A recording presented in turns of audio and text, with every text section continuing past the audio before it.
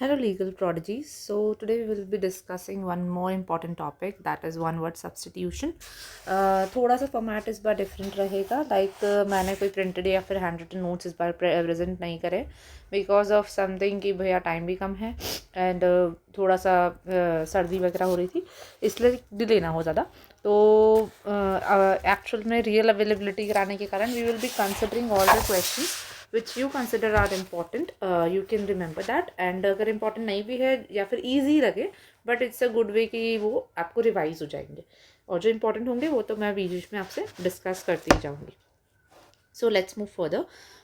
तो पहला क्वेश्चन देखते हैं कि पहले क्वेश्चन में कैसे क्या चीज़ें हैं कि पहला दे रखे हैं कि a person who is skilled in horsemanship. तो पर्सन जो स्किल्ड इन हॉर्समैनशिप है उसके लिए एक ही वर्ड आया है यहाँ पे, इक्वेजिटेरियन.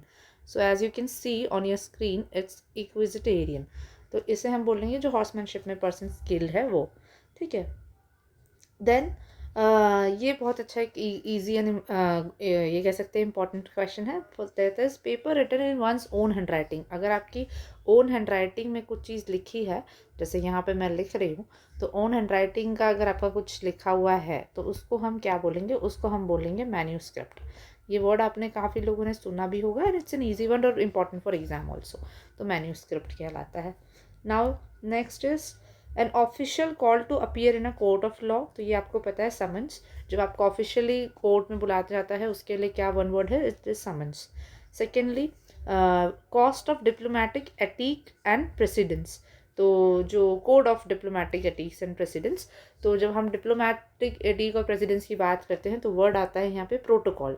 कई बार आपने सुना होगा कि प्रोटोकॉल फॉलो नहीं करा. तो जब आप डिप्लोमैट्स या फिर अलग अलग नेशंस के जो लोग हैं बड़े पोजीशन पे, जब उनका कोड ऑफ कंडक्ट या कोड ऑफ डिप्लोमेटिक अटीक रहता है तो फिर उसको हम बोलते हैं प्रोटोकॉल्स.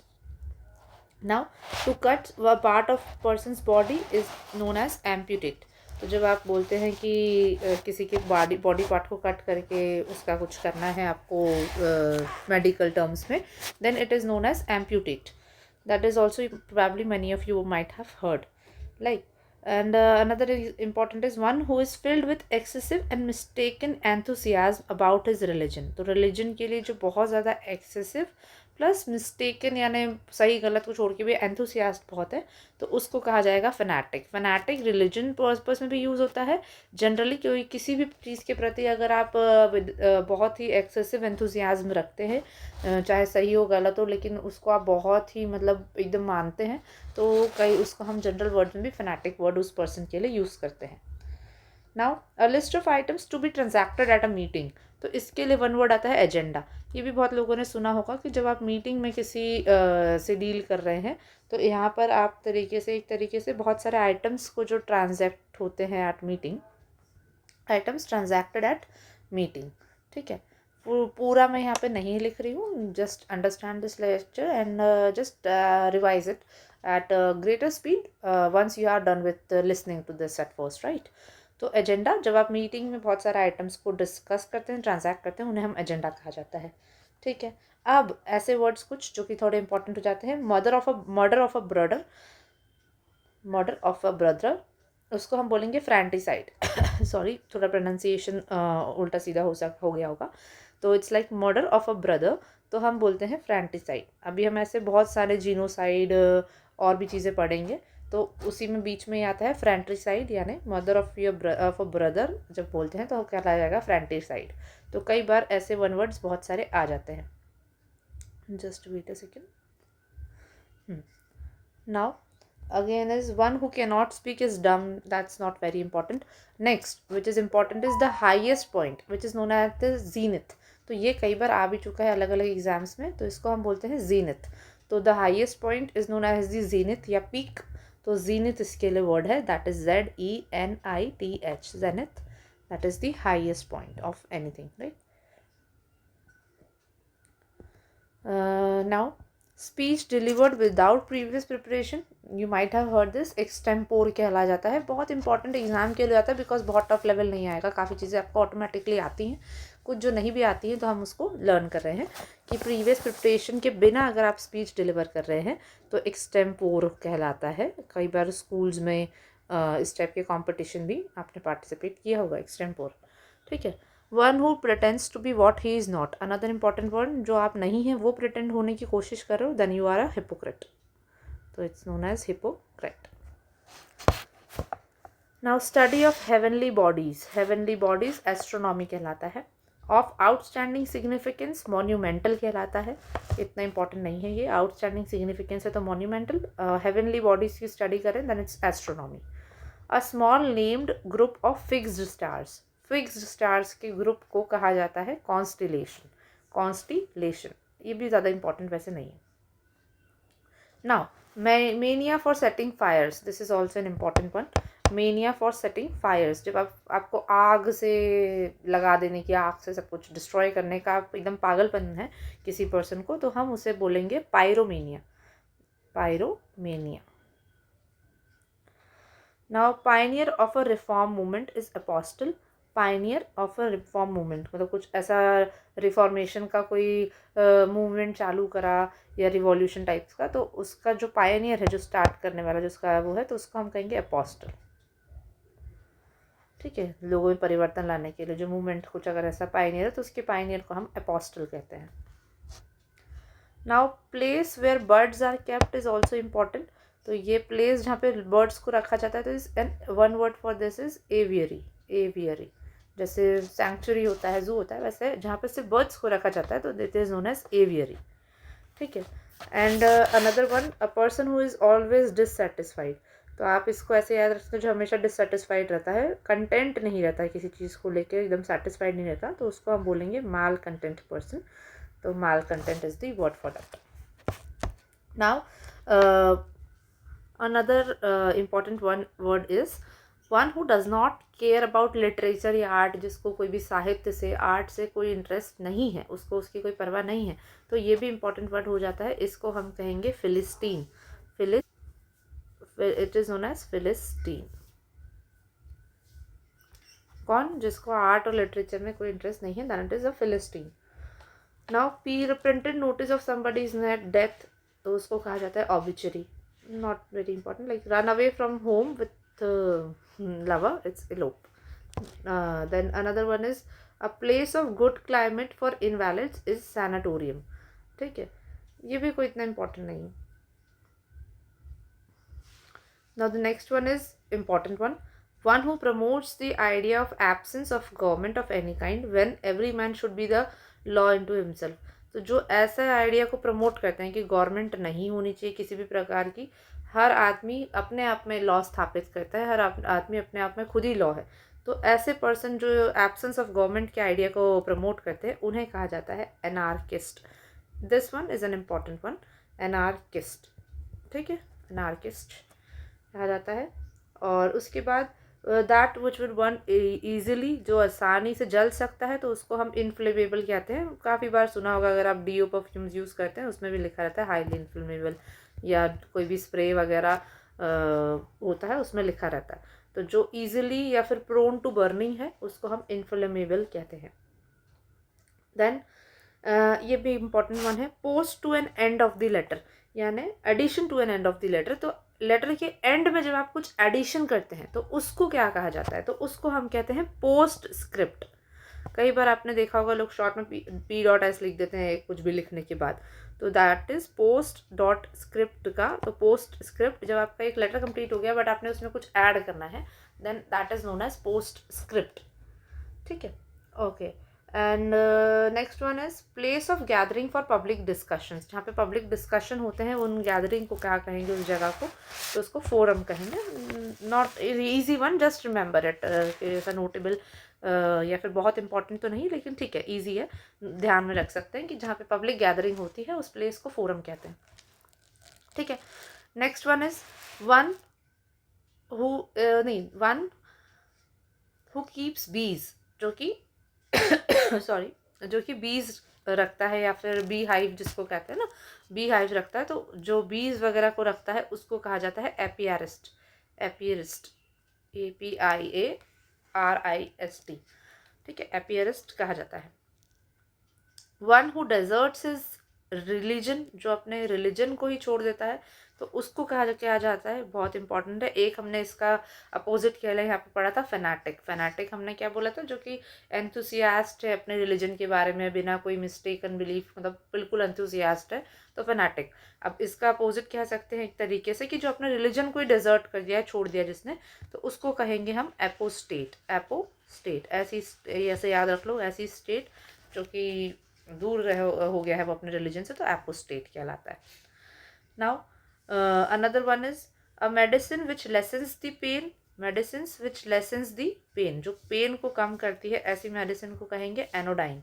एनोडाइन, एंटीबायोटिक नहीं, एनोडाइन, ठीक है, anodyne. And let me rub this off और move to a next screen, just a second. Yeah. So one who uses fear as a weapon of power, या ना डरा धमका के अपना काम कराने वाले जो लोग होते हैं, तो फियर को as a weapon of power, तो टेररिस्ट कहलाते हैं। टेररिस्ट कहलाते हैं। It's an easy one, not much of a difficulty. अच्छा, हाँ, जहाँ हमने पढ़ा कि pain, medicine which lessens the pain, जो पेन को कम करती है उसको एनोडाइन कहते हैं। तो एक वर्ड आता है पेनिशिया, सुना भी होगा आपने पेनिशिया, कि जो कि क्योर फॉर ऑल है, मतलब हर बीमारी का जो बोलते हैं ना निचोड़ है, या फिर एकदम ठीक कर देगी, तो उस चीज़ को बोला जाता है पेनिशिया। पेनिशिया। तो this one is more important. A small piece of wood is known as chip. A room leading into a large room or hall is known as anteroom, यानी छोटा। सो नेक्स्ट इज, कहाँ थे, हाँ, तो ऐसा room जो छोटे room से आप बड़े रूम में जब जा रहे हैं, सॉरी बड़े रूम, हाँ, छोटे से बड़े में जा रहे हैं, तो उसको जो कनेक्टिंग रूम है उसको कहते हैं एंटर रूम। तो ऐसा याद रख लो कि एक छोटा सा रूम है, for example, don't go on the drawing, and then एक बहुत बड़ा सा रूम है, ठीक है। तो ये इस रूम से इस रूम में आने का जो बीच का हॉल, या बड़े से रूम में जाने के लिए जो बीच का रूम है, तो वो कहलाएगा एंटर रूम, ठीक है, एंटर रूम। एग्जैक्टली ऐसा नहीं है, बस याद रखने के लिए हम इसको ऐसा कर रहे हैं। Now next one is just punishment for wrong doing. कुछ गलत करते हैं अगर, और उस रॉन्ग डूइंग के लिए किसी को सही पनिशमेंट दे दिया जाए, तो वो कहलाता है nemesis. Nemesis, just punishment for wrongdoing is known as nemesis. Now next one is, अच्छा एक चीज़ मैं बता दूँ, हो सकता है काफ़ी स्टूडेंट्स को या लोगों को ये तरीका में भी उतना अच्छा ना लगे कि मैम ये तो आपने ना नोट्स दिए, ना आपने कुछ प्रिंटेड मटेरियल दिया, ना हैंड रिटन दिए, but listen, since the time is very less and we have to revise a lot of things, तो मैं अगर पहले छाटूंगी, फिर मैं लिखूंगी, फिर मैं या बिना लिखे प्रिंट भी करूंगी, या मैं ऐसा छप्पा छपाई किसी ऐसे से नहीं कराती, मैं छाटती हूँ।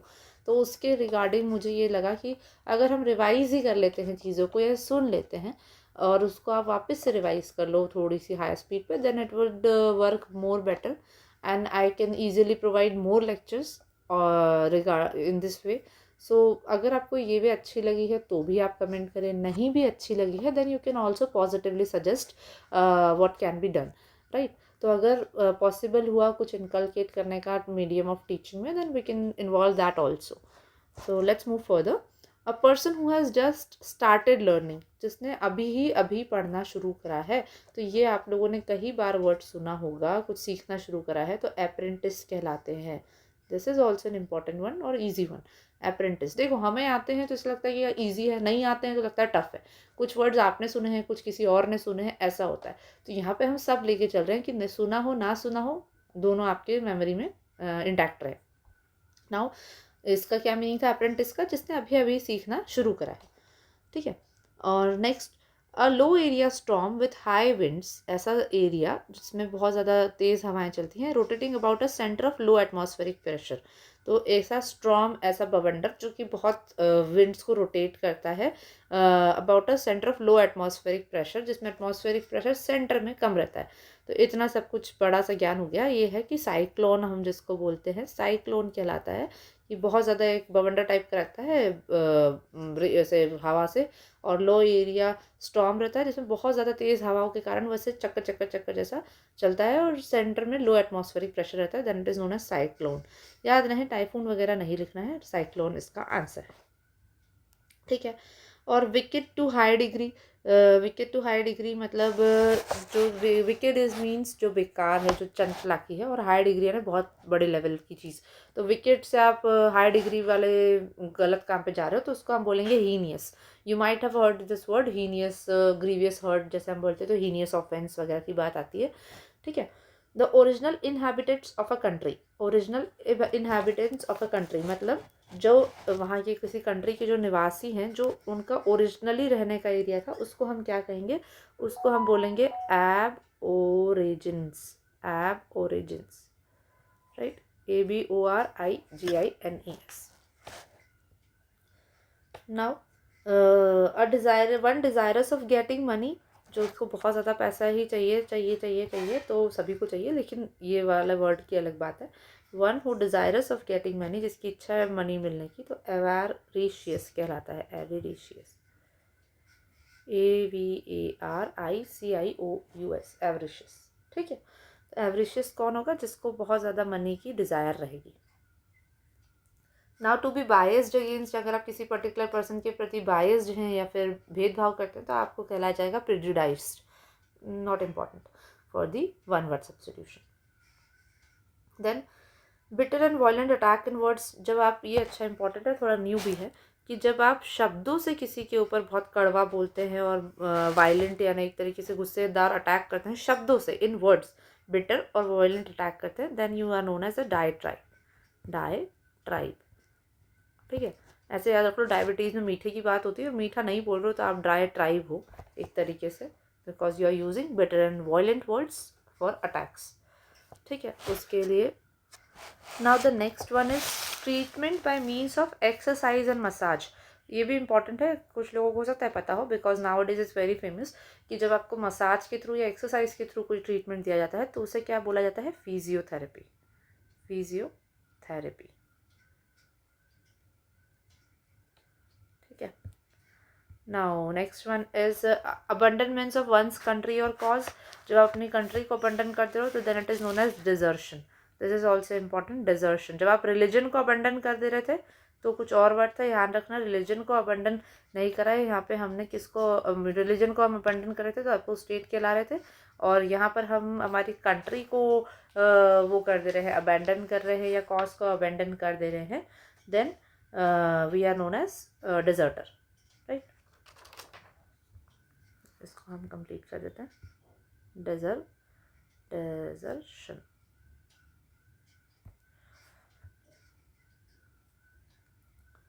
ठीक है। अब policy of a political party, ये भी एग्जाम में आ चुका है, policy of a political party, जब पॉलिटिकल पार्टी कोई पॉलिसी बनाती है that is known as manifesto, अलग अलग एग्जाम्स में आ चुके हैं, मैनिफेस्टो। ठीक है। अब next one is one who believes that everything is destined, जिससे लगता है सब कुछ पहले से ही निर्धारित है, तो काफ़ी लोग ये बोलते हैं ना सब कुछ पहले से निर्धारित है, प्री डेस्टिन्ड है, एंड दोज पीपल जिन्हें लगता है सब कुछ पहले से डिसाइडेड है, then they are known as fatalist, fatalist. ठीक है। Then one who eats everything, जो सब कुछ खाता है, वेज नॉन वेज मतलब बहुत सारी चीज़ें, तो उसको हम बोलते हैं ऑमनीवोरस, ऑमनीवोरस। तो one who eats everything is known as omnivorous. एक चीज़ और जो कि शायद मे बी आ सकती है या आ चुकी भी है I guess, a verse letter, verse letter मतलब जो लिखा हुआ लेटर है, वर्स कुछ ऐसे प्रोज में, verse letter it is known as epistle, epistle, just remember it, verse letter is known as epistle. ठीक है। देन उसके बाद to move along with quick and short twisting, that is known as wriggle. तो ये तो word meaning में आएगा, one word में आने के चांसेस नहीं है, कि अगर आप क्विक और शॉर्टली मूव कर रहे हो तो जब आपको कहा जाएगा क्या, तो रिगल इसका है, तो रिगल को हम बोल सकते हैं मूविंग क्विकली, वन वर्ड में तो नहीं, वर्ड मीनिंग में आ सकता है कि रिगल मीनिंग्स मूव क्विकली, या मूव क्विकली के लिए कौन सा सिनोनिम वर्ड है, तो इट्स नोन एज रिगल। ठीक है। Then another important one which cannot be rectified, या फिर which can not be made good is known as irreparable, जिसको आप वापस से ठीक नहीं कर सकते तो वो इररिपेरेबल है, इररिपेरेबल। स्पेलिंग भी आप ध्यान रखते चलिए, क्योंकि हो सकता है स्पेलिंग करेक्शन वाले क्वेश्चंस भी आ जाए। तो इररिपेरेबल, IRREPARABLE, इररिपेरेबल। नाउ ये तो फिर हो गया कि which can not be rectified और मेड गुड। और next one, a place where birds are kept, मैंने ऊपर रिवाइज कराई दिया है, aviary. Cure for all diseases मैंने बता ही दिया है, पेनिशिया। ठीक है, a method which never fails, जो कभी ठीक नहीं हो सकता था वो क्या था हमारा, इररिपेरेबल। और जो कभी फेल नहीं हो सकता है, ऐसा तरीका जो कभी फेल नहीं हो सकता, method which can not B fail, तो उसको बोलेंगे इनफैलिएबल। ये सारे बहुत इंपॉर्टेंट है, जो 2-3 अभी मैंने जैसे बताया, पेनिशिया, इररिपेरेबल, इनफैलिएबल, जहाँ पे बर्ड्स को रखा जाता है, एवियरी। तो ये सारे इंपॉर्टेंट है। इनफैलिएबल का मीनिंग जो अभी हमने पढ़ा वो है जो कि कभी फेल नहीं होती ऐसी method, right. Now the next one is something which can not B believed, जिस पे आप भरोसा ही नहीं कर सकते, वो इतना अच्छा है कि यकीन ही नहीं हो रहा ना, जब बोलते हैं यार यकीन नहीं हो रहा पॉजिटिव सेंस में, तो हम बोलेंगे इनक्रेडिबल। इनक्रेडिबल इन इंडिया भी कई बार नाम सुना होगा, तो it's like incredible which can not B believed, मतलब ऐसा इतना अच्छा है कि हम सोच ही नहीं सकते, इतना भी अच्छा है कुछ, incredible. Now a body of human being और एनिमल एम्बाल्ड फॉर ब्यूरियल, मतलब ऐसे ह्यूमन बीइंग या एनिमल की बॉडी जिसको ब्यूरियल पर्पसेस के लिए, बरी करने के लिए रखा है, तो वो मम्मी कहलाता है, ये तो पता होगा इजिप्ट वगैरह में। Of very bad morals characterized by debasement और डीजनरेशन, यानी जिसके मॉरल्स अच्छे नहीं हैं, जो कि डीजनरेशन या डिबेसमेंट से कैरेक्टराइज्ड करा जाता है जिससे, तो वो कहा जाएगा डिप्रेव्ड। हम कई बार वर्ड यूज़ करते हैं, he is depraved of good character या मॉरल कैरेक्टर, तो depraved. Now a government in which all religious are honoured, ये this is also important but an easy one, कि ऐसी गवर्नमेंट जिसमें सभी रिलीजन्स को ऑनर करा जा रहा है, जिसमें सभी रिलीजन्स को इक्वली एक तरीके से सम्मान दिया जा रहा है, तो उसे कहलाया जाएगा सेक्युलर। हम कॉन्स्टिट्यूशन में पढ़ते भी हैं कि स्टेट का कोई रिलीजन नहीं है, स्टेट रिस्पेक्ट करती है हर रिलीजन की, बट कोई रिलीजन उनका खुद का नहीं। तो गवर्नमेंट जिसमें सभी रिलीजन, सभी धर्मों को ऑनर करा जा रहा है, उनका सम्मान करा जा रहा है, then that is known as secular government. Now a place where government या पब्लिक रिकॉर्ड्स आर केप्ट, कई बार आपने ये वर्ड सुना होगा आर्काइव। तो आर्किव क्या होता है, जहाँ पर इस सेंस में कि जहाँ पर गवर्नमेंट के या पब्लिक रिकॉर्ड्स रखे जाते हैं, उस प्लेस को हम बोलते हैं archive. Now living together of a man and women without being married to each other, तो ये ऐसा इंपॉर्टेंट वर्ड ऐसा है कि आ सकता है कभी कभार कि जब मैन एंड वुमेन टुगेदर रह रहे बिना मैरिड के, तो उसको हम बोलते हैं कॉन्क्यूबिनेज, कॉन्क्यूबिनेज। ठीक है। Too much official formality, red tapism, not important. One who compiles dictionary is an important one, one who compiles dictionary, that is lexicographer. इसको आप ऐसे याद रखें, डिक्शनरी से लेक्सी, लॉ से लेक्सी होता है ना, lexicographer is one who compiles dictionary, जो अलग अलग डिक्शनरी को एक जगह एकत्रित करके कंपाइल करता है। और उसके बाद which can be easily believe, जिस पे आसानी से भरोसा करा जा सकता है। ठीक है, जब हमने इसका पढ़ा था कि जिस पे बिल्कुल पॉजिटिव वे में अगर भरोसा नहीं किया जा सकता है किसी चीज़ पे, तो हमने पढ़ा था कि incredible is a word, right. Now ऐसी चीज़ जिस पे ईजिली भरोसा करा जा सकता है, कोई पर्सन, तो उसको हम बोलेंगे क्रेडिबल। कई बार हम बोलते हैं कि क्रेडिबल नेचर का इसका है एटीट्यूड, तो क्रेडिबल है ना, विश्वसनीय या भरोसा करने योग्य। Now women trained to help other women in childbirth, so is known as midwife. Another not an important one, just go through that. A person with full discretion, airy powers to act on the behalf of a country, then that is known as plenipotentiary. Plenipotentiary not important. मैं क्यों बोलती जा रही हूँ, because अभी मैंने आपको बोला ना, ये session read along session type of होगा, कि अपन पढ़ते जा रहे हैं, अपन रिवाइज करते जा रहे हैं, इंपॉर्टेंट कुछ होगा उसमें मैं ज़्यादा ध्यान दे रही हूँ, जो इंपॉर्टेंट नहीं है उसे लीव इट कर दे रही हूँ। देखिए क्या हो रहा है, साथ में हम जैसे एक तरीके से चल रहा है सेशन, ऐसा समझ लीजिए, तो टाइम उसमें कम लगता है, आपको रिवाइज ज़्यादा जल्दी होता है, that's it. Now succession of rules belonging to one family, तो जब एक फैमिली के रूल्स आगे भी बढ़ते जाते हैं, तो उसको हम क्या बोलते हैं, that's an also important one, dynasty. होता है सल्तनत डायनेस्टी और बहुत सारी डायनेस्टीज वगैरह जब हम पढ़ते हैं, तो succession of rules belonging to one family then that is known as dynasty. ठीक है। उसके बाद act of deceiving somebody in order to make money, तो फ्रॉड, ये तो सबको पता होता है कि फ्रॉड, तो जब आप मनी मेकिंग करने के लिए डिसीव कर रहे हो किसी को, तो जहाँ डिसीव हुआ है वहाँ फ्रॉड आएगा ही आएगा। Then next is a short poem और speech address to the spectators after the conclusion of drama, drama ख़त्म होने के बाद जब आप पोएम या स्पीच बोल रहे हैं जो देखने वालों को, तो उसको हम क्या बोलेंगे, एपीलॉग। एपीलॉग उसको मैं लिख देती हूँ।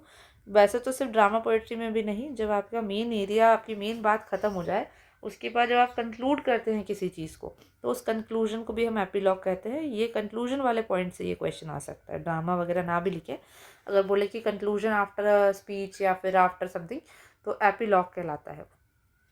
APEPILOGUE। A sea abounding in the islands that is known as gulf, तो आइलैंड्स के बीच में अगर कोई सी है तो उसे हम गल्फ कहा जाएगा। अब जैसे हमने पढ़ा था, one who compiles the dictionary is lexicographer. Now next one is one who draws maps and charts, जो मैप या चार्ट बनाते हैं तो उन्हें क्या कहते हैं, is an important one, cartographer. Cartographer तो एक तरीके से मैप बनाते हैं, जैसे किसी भी चीज़ का मैप, मान लो कुछ भी बनाया, वैसा नहीं कि कोई ऐसा किसी भी राज्य का मैप है और उसमें हमने कार ड्रॉ कर लो आप, ठीक है, या ड्राइंग पता नहीं कैसी है, बट ठीक है, तो कार ड्रॉ कर ली, तो ये कार जो है ये कार जैसी लग नहीं रही है पर ठीक है, कार ड्रॉ करेंगे तो कार्टोग्राफर ऐसे आप याद कर सकते हैं। तो जो मैप या चार्ट्स बनाते हैं उनको हम कहेंगे कार्टोग्राफर।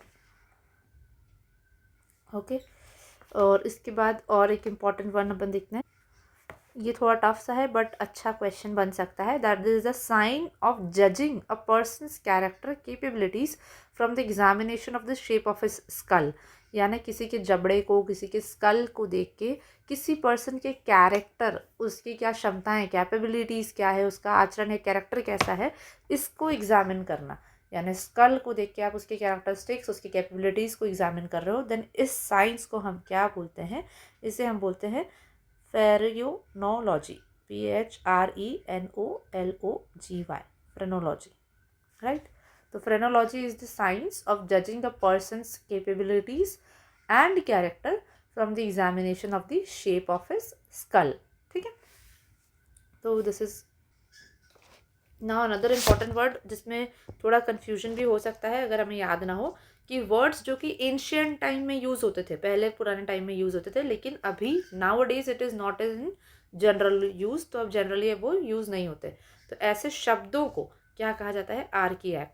देखिए एंशियंट नहीं कहा जाता है, वो एंशियंट टाइम में यूज़ होते थे लेकिन अब यूज़ में नहीं आते, तो ऐसे वर्ड्स को कहा जाता है आर्कियाक। ठीक है, a person who collects coin is also important one.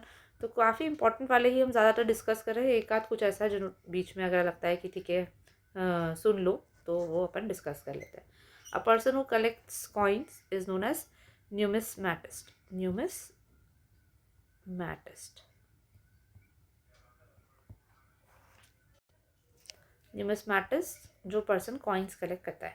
ठीक है, school for infants and young children, ये तो आपको पता है, किंडरगार्टन, जो किंडरगार्टन में छोटे बच्चों के लिए और इन्फेंट्स के लिए जो स्कूल होता है उसको किंडरगार्टन कहते हैं।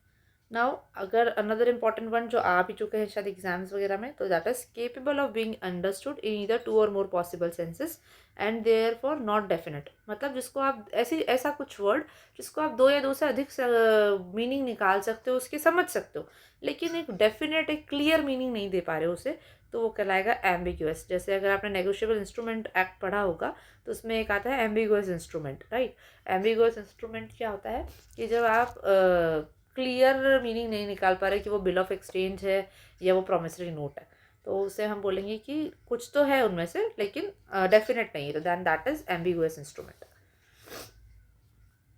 या फिर कुछ कंप्लीट नहीं है उसमें, तो भी एम्बिग्यूअस कहलाता है वो। By the way I am very good at law and I can teach good law. मैं लॉ की सेशंस भी स्टार्ट करूँगी, but let's finish this start up और दिस जीजेडी सेशंस, उसके बाद लॉ का देखते हैं। And if you are interested to join the law session, या फिर कोई भी लॉ की जुडिशरी की आप कोचिंग करना चाह रहे हैं, तो किसी भी कोचिंग पे डिसीजन बनाने से पहले एक वीडियो यहाँ पे जो है प्लेलिस्ट में आप देख सकते हो, वीडियो सेशन में देख सकते हो, एक्चुअली प्लेलिस्ट तो नहीं बनाई है, वीडियोस का जो टैब है उसमें आप देखना how to select a coaching for law judiciary या फिर तो वो वीडियो भले 50+ मिनट्स का है, वो ऑलमोस्ट 1 आवर का है, लेकिन उसमें जो पॉइंट्स मैंने एक्सप्लेन करे हैं ना, वो रियल एक्सपीरियंसेस से रियल कट थ्रू बताई गई हैं चीज़ें कि क्या आपको पॉइंट्स कंसिडर करने चाहिए जुडिशरी की कोई भी कोचिंग ज्वाइन करने से पहले, और किन पॉइंट्स पे ध्यान देना चाहिए। ताकि आजकल देख रहे हो आप, बहुत भंडार हो गया है, इतना ज़्यादा कोचिंग्स हो गई हैं, हर कोई अपने में लगा हुआ है, ये ले लो वो ले लो, इसके लिए कोचिंग ले लो, उसके लिए कोचिंग ले लो, कुछ कुछ एग्ज़ाम जिनके लिए कोचिंग की ज़रूरत भी नहीं है तो भी कोचिंग ले रहे हैं। तो ये सारी चीज़ें ना देखते हुए आपको एक प्रॉपर कोचिंग कौन सी लेनी चाहिए, उस पर मैंने बहुत अच्छा वीडियो बनाया है, आप उसको ज़रूर मेरे वीडियोस टैब से देखिए और उसको सपोर्ट कीजिए। एंड अगर कोई भी क्यूरी रहती है then you can definitely ask in the comment session. Meanwhile GGT के जो सेशन से कंप्लीट करने के बाद let's see what we can do in the law segment, या फिर राजस्थान एपीओ की क्लासेस के सेगमेंट में भी आएंगे। तो मेरा मेन मतलब मोटिव ये है कि ईजिली प्रिपेयर होता जाए without spending much of money, या फिर अगर आप मनी लगा भी रहे हैं तो ऐसी जगह लगाएं जो वर्थ इट हो, जो आगे जाके आपको वर्थ इट फील आए जिससे, right. So let's move further in this session. फिलहाल यहाँ पे क्या है, a person who is unable to pay his debt, जो अपने डेट को पे नहीं कर पा रहा है, डेट यानी ऋण वगैरह को पे नहीं कर पा रहा है, तो उस पर्सन को हम बोलेंगे insolvent. You might have heard this word insolvent, जो अपने ऋण वगैरह पे नहीं कर पा रहा है। तो ये इंपॉर्टेंट तो नहीं है वैसे एग्जाम पॉइंट ऑफ व्यू से, बट ठीक है, ये ध्यान रखिएगा। नॉमिसमैटिस्ट ये कौन था, जो कि कलेक्शन ऑफ कॉइन्स करते हैं, वो पर्सन उन्हें कहा जाता है, और एम्बिगुअस बताई दिया था। Now anything which is no longer in use, this is also an important one, जो कि पहले कहीं ना कहीं आ चुके हैं, ऑब्सोलीट, ऑब्सोलीट, राइट। ऑब्सोलीट यानी जो कि अब यूज में नहीं है, अब चलन में नहीं है, then it is an obsolete. Then a person coming to a foreign land to settle there. अब अच्छा हाँ, इसमें एक चीज़ ध्यान रखिएगा, 2 वर्ड्स होते हैं, एक होता है इमिग्रेंट, ये तो बहुत बार आते हैं ये दोनों वर्ड्स, और कई बार हम कंफ्यूज होते हैं क्योंकि ऑप्शन बहुत क्लोज दे दिए जाते हैं कभी कभार। इमिग्रेंट, ठीक है। एक होता है आई वाला इमिग्रेंट, एक होता है ई वाला। तो आई वाला कब होगा, जब आप फॉरेन कंट्री से फॉरेन कंट्री में आ रहे हो वहाँ सेटल करने के लिए, यानी अपने होम से आप चले गए फॉरेन कंट्री, तो आप में आई आ जाएगा, है ना, इमिग्रेंट। लेकिन अगर आप कहीं फॉरेन से कहीं पर रहने आ रहे हैं, ये होम में या कहीं और में, तो जो आप रहने आ रहे हैं तो जो उसको हम कहेगा इमिग्रेंट। घर से बाहर जा रहे हो, आउट जा रहे हैं, तो आई वाला, अंदर आ रहे हैं तो फिर ई वाला इमिग्रेंट आता है। Now something which is capable of being done, जो कि करने योग्य है, तो something which is capable of being done, तो उसको हम बोलेंगे फीजिएबल। कई बार आपने वर्ड सुना होगा कि this is not feasible for me, या फिर इतना कॉस्ट रिड्यूस कर देना is not feasible for me, या ये आइडिया फीजिएबल है या नहीं है, तो जो कि करा जा सकता है तो it is feasible, right, which is capable of being done is known as feasible. Now unreasoning enthusiasm for glorification of one's country, that is glorification, यानी बहुत अपनी कंट्री के बारे में इतना ज़्यादा एंथुजियाज्म है अपनी कंट्री के बारे में, तो उसको बोला जाता है शॉविनिज्म। शॉविनिज्म, just a second, शॉविनिज्म,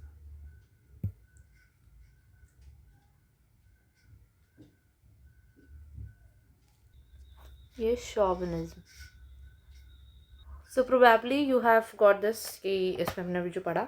now next one is the form of madness which gives a person the idea that his importance is very great. तो इस तरीके का पागलपन कि जिसको ऐसा आइडिया लगता है पर्सन को कि वो बहुत महान है, बहुत ग्रेट है, तो उसको हम क्या बोलेंगे, उसको हम बोलेंगे मैगलोमेनिया। तो इस लाइक कि इसको ऐसे याद रख सकते हैं कि किसी पर्सन को लग रहा है कि मैं बहुत बड़ा हूँ, आई एम मेगा, तो मेगालोमेनिया, ठीक है, megalomania. Now one who travels from place to place, जो कि अलग अलग जगह जाता रहता है, तो उसको बोलेंगे mendicant. One who goes from place to place is known as mendicant. A short walk for pleasure or exercise, तो उसको हम बोलते हैं stroll. तो जब छोटा सा आप बोलते हैं ना, छोटी सी तरह भी एक्सरसाइज के तौर पे थोड़ा सा वॉक कर लेते हैं या फिर इच्छा हो रही वॉक कर लेते हैं, then that is known as stroll, a short walk for pleasure और exercise. Again, this one, another one is very important, that which cannot be understood, जिसे आप समझ नहीं सकते, तो it is unintelligible. A person who is more interested in himself rather than anything that is going around him. तो जो अपने आप में मशगूल रहता है, उसको आसपास की कोई परवाह नहीं है, तो उसको बोला जाता है ईगोइस्ट. ईगोइस्ट, उसको हम बोलते हैं egoist. Right. So I guess this was all about the one word substitution.